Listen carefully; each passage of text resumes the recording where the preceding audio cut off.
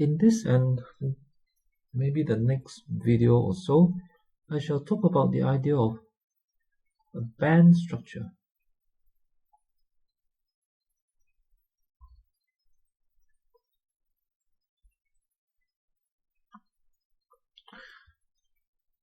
And eventually, I would like to make use of this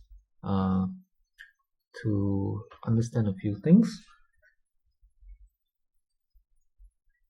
I would like to use this to understand a bit about conduction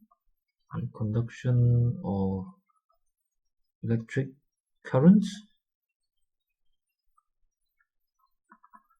about how the PN junction works. If you remember, that was used to make a diode, a device electronic device that only allows current to flow in one direction. And I also want to use this idea to explain a bit about what a semiconductor is. Right, you might have heard of semiconductor. So what does it mean, semiconductor? So these are the ideas that I want to look at. Okay, so now in order to introduce the idea of the band structure, I need to go back to introduce an idea about electrons in energy levels. Let me go back to the hydrogen atom. Okay. Let's say this is the nucleus of a hydrogen atom, and these are the orbits around the hydrogen atom.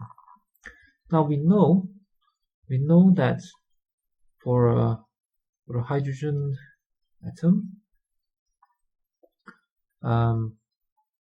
there is one proton and one electron. Okay, so assuming that the electron is in the ground state, in the lowest orbit, it would be here, and the electron would be around. It would be somewhere in the atom. Okay, after we have learned about the Bohr's model and the uncertainty principle, we know that the electrons does not actually go round and round in a circular orbit. It's actually a wave that spreads out and around the atom. So this is just a schematic diagram. But the idea that there is a first orbit and a second orbit corresponding to, say, a lowest energy level and the next energy level, okay, that is true. That's still true. Now, if I imagine then going on to the next atom, right? What do you mean by next atom? Right, the hydrogen atom has one proton. There's one proton in the nucleus.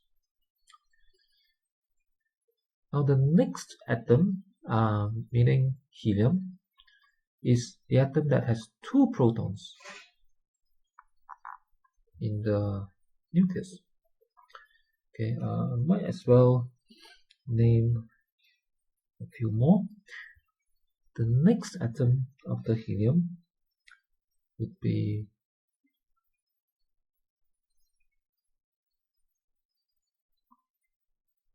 I hope I get this right.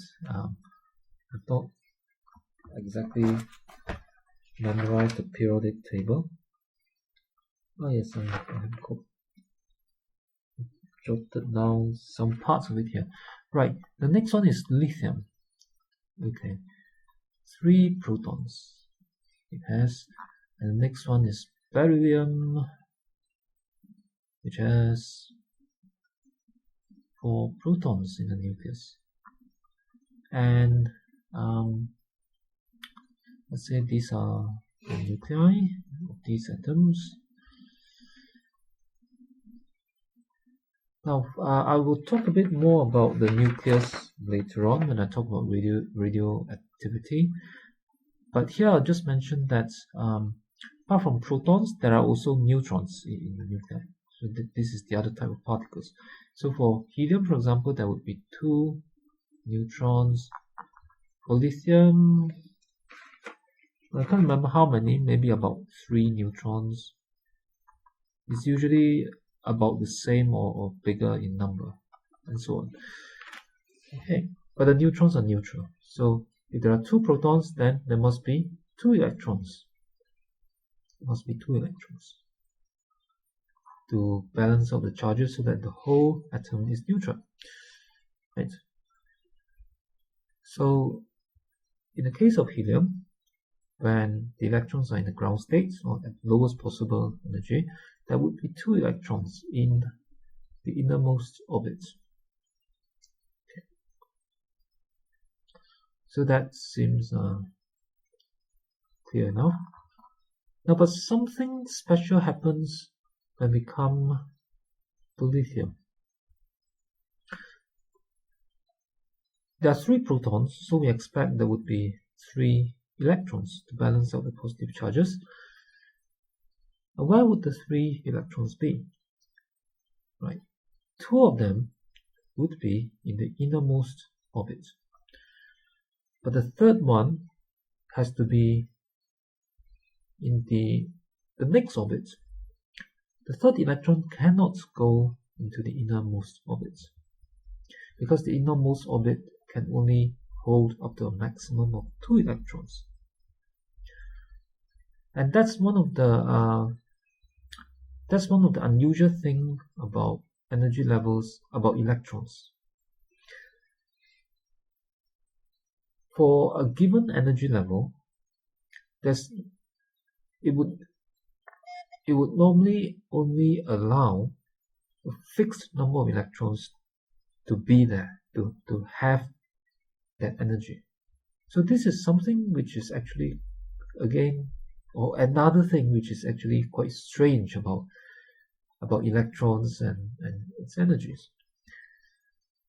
Okay, so, but I won't be able to go into all the details of that here, and I'll have to just say that electrons has this property in which only a fixed number or a maximum number can go into each energy level. For different energy level, that number can be different.